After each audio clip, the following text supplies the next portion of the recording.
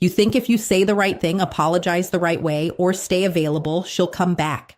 But the more you chase, the more you train her nervous system to feel relief without you and attraction without respect. And before we go further, subscribe. Not because I need a number on a screen, because you need consistent reminders of truth when your emotions start bargaining, when your ego starts spiraling, and when loneliness starts lying to you. You don't need motivation. You need clarity on repeat. Here's the thesis, and I want it to sting a little because it's going to save you. Her disappearing isn't a mystery to solve. It's a message to decode. And if you respond like a boy begging for the past, you guarantee one thing: she stays gone or comes back to use you. If you respond like a man who respects himself, you create the only conditions where she can reappear with genuine desire. Not because you manipulated her, because you finally stopped betraying you. Let's start with the misconception. You believe her silence means you're losing her. You believe no contact is a gamble. You believe if you don't fight, you're weak. You believe love is proving. You believe attraction is earned through effort. No, attraction is earned through identity. Hard truth, you don't get chosen because you try harder. You get chosen because you're harder to replace. And I'm not talking about money or looks. I'm talking about presence, standards, backbone, a life that doesn't collapse when one person walks out. Because right now, if we're being honest, you're not heartbroken, you're identity broken. You built your stability on her attention. You built your confidence on her replies. You built your worth on her mood. And the second she pulled back, you panicked. Not because she's the one, but because you stopped feeling like you were enough without her validating you. That's called dependence. And dependence is not love. Dependence is fear wearing a suit. Now let's go one level deeper. Why does this happen? What's the root cause? The root cause is that you made her your center. You made her your mission. You made her your mirror. You didn't just like her. You handed her the job of regulating your nervous system. So when she disappears, your mind starts doing what weak minds do. It starts negotiating with reality. It starts rewriting history. It starts worshiping breadcrumbs like they're a feast. One more message, one more call, one more explanation, one more apology, one more proof that I care. And every one more is another vote for the version of you that doesn't respect himself. You stop eating, you stop training, you stop sleeping, you stop working, you stop being a man with a direction. You become a man with a question. What is she thinking? Who is she with? Did I mess it up? How do I fix it? Listen carefully. A man who lives in questions becomes a man who gets treated like an option, because options don't lead, options wait. And waiting is not patience when it comes from fear. It's surrender. Now let's talk about what it costs you, because you keep paying a price you don't even count. It costs you your dignity. It costs you your edge. It costs you the part of you that used to feel dangerous in a good way. Dangerous meaning you could lose someone and still stand tall. You could be disappointed and still be disciplined. You could be alone and still be whole. But when you chase her, you don't just lose her respect, you lose your own. And once you lose your own respect, you start doing things that don't even feel like you. You send paragraphs, you ask for closure, you just want to talk. You try to be so understanding that you become invisible. You try to be so nice that you become forgettable. Tell me something. When did you decide being a man meant being available 24/7 like customer support? When did you decide love meant tolerating disrespect? When did you decide you needed to audition for a role you already gave her? That's the fantasy. That's the lie. That's the trap. Reality is simple. If she wants to be with you, she will make it easy to be with you. Not perfect, not effortless, but clear. And if it's not clear, you don't chase clarity. You become clarity. Now here's the reframe that changes everything. Her silence is not your cue to beg. It's your cue to ascend. Because when a woman pulls away, there are usually only a few real categories happening, and I'm not going to sugarcoat them. 1, she's overwhelmed or uncertain and needs space. 2, she's testing the frame, seeing if your confidence is real or performative. 3, she's exploring other options. 4, she's already emotionally checked out, and your presence is just comfort she can access when she wants. And here's the part you don't want to hear, but you need to. You cannot talk your way out of any of those categories. You can only embody your way out.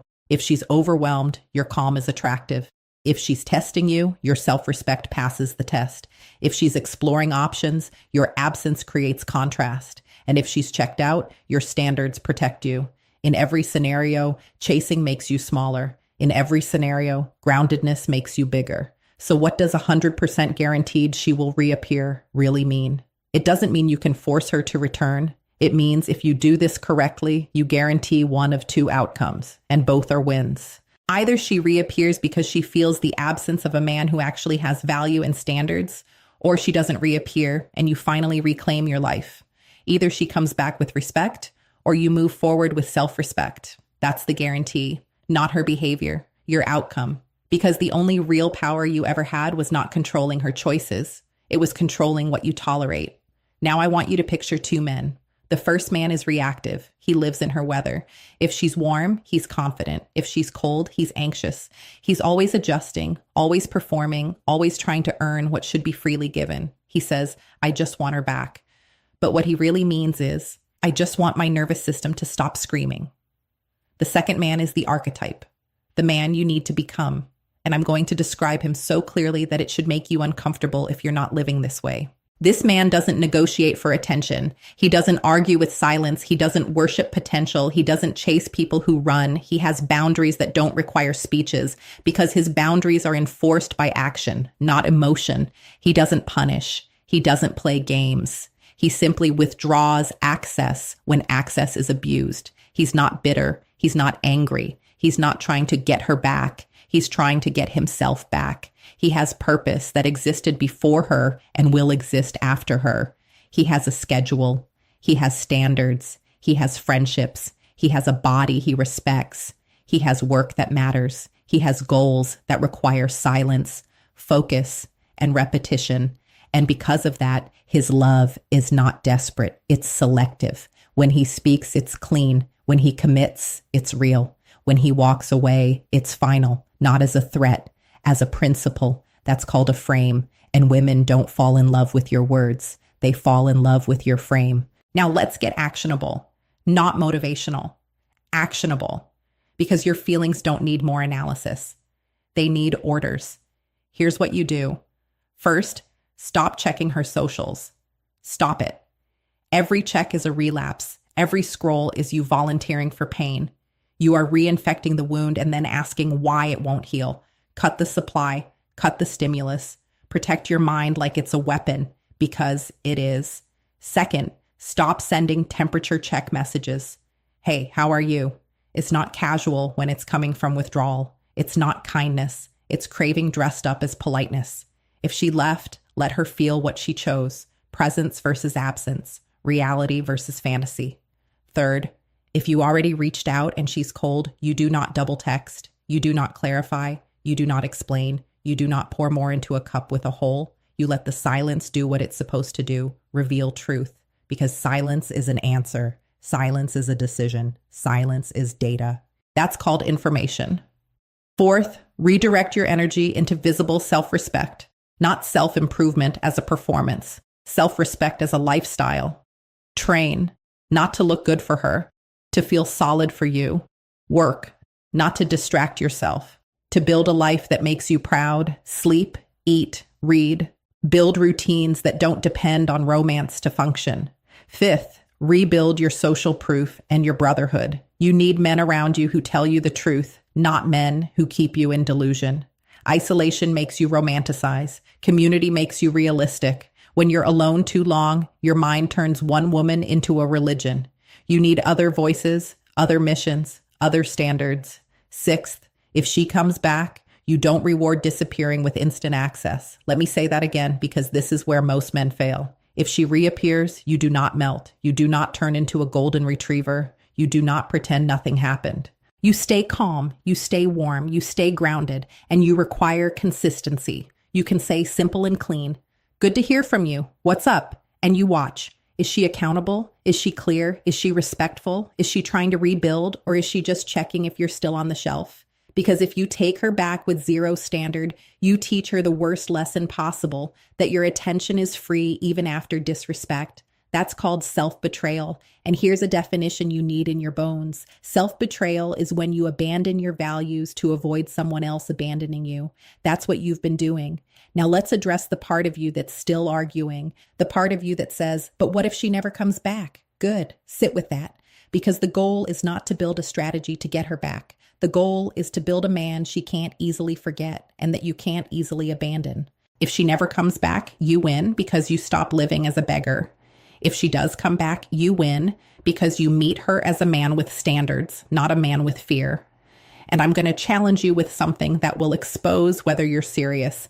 Are you willing to lose her to find yourself? Because if you're not, you'll never keep her anyway. You'll only keep the version of her that knows she can leave and return whenever she wants, and you'll be waiting like a lamp left on in an empty room. That's not love, that's lack. Now I want to address the anger. Some of you are angry. You want revenge. You want her to feel what you felt. No, you don't need revenge. You need evolution. You don't win by making her suffer. You win by becoming unrecognizable to the version of you that tolerated disrespect. You win by becoming the kind of man who doesn't need to announce his value because his life proves it. You win by becoming so grounded that whether she texts or not, you still train, you still work, you still build, you still lead your own life. That's what makes her reappear when she's capable of reappearing. Because here's another hard truth. Most women don't come back to the man who begged. They come back to the man who disappeared into his purpose and didn't die from the distance. They come back when they feel contrast, when they feel the difference between a man who is always available and a man who is available only to someone who qualifies. And if she's with someone else right now, listen carefully. The worst thing you can do is compete. Do not compete. Competing is agreeing that you're replaceable. You don't fight for a spot in someone's life. You build a life so aligned that the right person fits and the wrong person bounces off. That's masculine self-respect. It's not domination. It's selection. It's standards. It's calm power. Now let's tighten this into a sequence your nervous system can follow when you feel weak. When you get the urge to text, you pause, you breathe, you do something hard for your body, push-ups, a run, a cold shower. 10 minutes of suffering you choose beats 10 hours of suffering you beg for. Then you do one productive thing that moves your life forward. One call, one application, 1 hour of focused work, 1 page read, 1 meal cooked, 1 task completed. You don't heal by thinking. You heal by acting like the man you want to be until your mind catches up. And if you're sitting there thinking, this is too cold, understand this. This isn't cold. This is clean. What's cold is you abandoning yourself and calling it love. What's clean is you finally telling the truth. I want someone who wants me back. I want consistency. I want respect. I want alignment. And if she can't give that, then you don't need her to change. You need you to change. Now let's talk about the moment she reappears. Because for a lot of you, it will happen. And you're going to be tested. She'll send a casual message, a meme, a hey stranger, a miss you, a can we talk? And your heart will spike because your ego will think, I'm winning. No, you're being evaluated. Will you abandon your standards the second she taps the glass? Or will you stay grounded and require substance? Because the man who has healed doesn't need to punish her. He doesn't need to lecture her. He simply responds from a place of self-respect. He doesn't chase the high. He checks the reality.